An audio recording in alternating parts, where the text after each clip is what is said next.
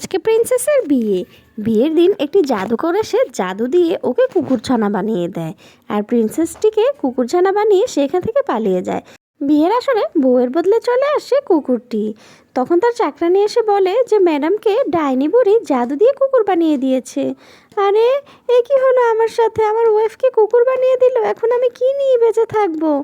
ডাইনিটা তখন অনেক খুশি হয় আর ডাইনিটা জাদু দিয়ে নিজে একটি সুন্দরী রাজকন্যা সাজে। আর তার যে কালো রঙের ছায়া ছিল সেটি দিয়ে দেয় সেই প্রিন্সের চোখে। প্রিন্স শুধু এখন তাকেই ভালোবাসে, তাকে ছাড়া কিছুই বোঝে না। এদিকে রাজকন্যাটি তাদের পিছন পিছন আসতে থাকে, কিন্তু সে ডাইনিটি জাদু দিয়ে তাকে একটি মূর্তি বানিয়ে দেয় আর সে এখানেই থেকে যায়। তারপর তারা এখান থেকে অনেক দূরে চলে যায়, কিন্তু তার আত্মাটি এখানে বসে কান্না করতে থাকে। একদিন গির্জার ভেতর জেসাসের একটি কুকুর ছিল। সেই কুকুরটি সেই কান্নার আওয়াজ শুনতে পেয়ে দ্রুত বাইরে ছুটে আসে। বাইরে এসে দেখে যে মূর্তির ভেতর থেকে কান্নার শব্দ বের হচ্ছে আর মেয়েটিকে মূর্তি বানিয়ে রাখা হয়েছে।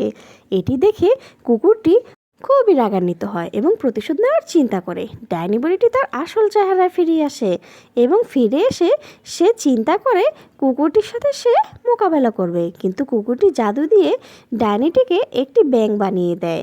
আর ব্যাঙ হওয়ার পর সে এখান থেকে চলে যায়। এদিকে প্রিন্স এসে সে আগের রাজকন্যাকে খুঁজে পায়।